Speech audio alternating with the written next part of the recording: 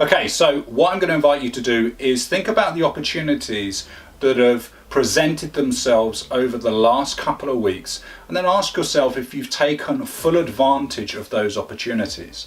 Now, it's something that I experience with my clients that have been with me a certain amount of time, where new opportunities start to arise as a result of them clearing out the old baggage, clearing out all their previous beliefs about where they could go, what was possible for them. And as they start to adopt and think differently, think in a winner's kind of mindset or a winner's way of thinking, once they've strategized how they're going to get to that level, understanding why it's important for them, the needs and the aspirations, what they start to do is they start to turn down potential opportunities to their downfall. Now, it's something we discuss so that it doesn't happen, but there is a temptation for people to do that. So what I want you to do is just think back over the last couple of weeks about the opportunities that have presented themselves to you and where you have not reached out and taken them.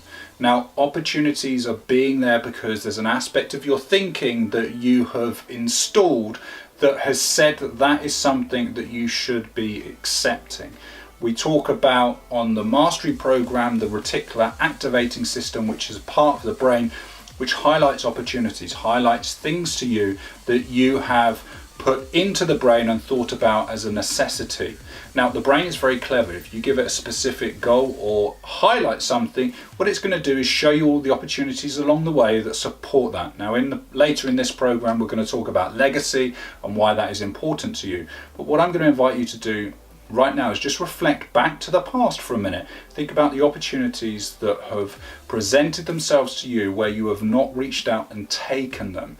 Then perhaps underline it in your book and write out what would have happened if you would have taken advantage of that opportunity and acted and taken the action in that present moment in time. So go ahead, write down the opportunities that have presented themselves over the last week, over the past, and what perhaps would have happened if you would have taken the action in the present moment and accepted them, how your last 2 weeks would have changed significantly.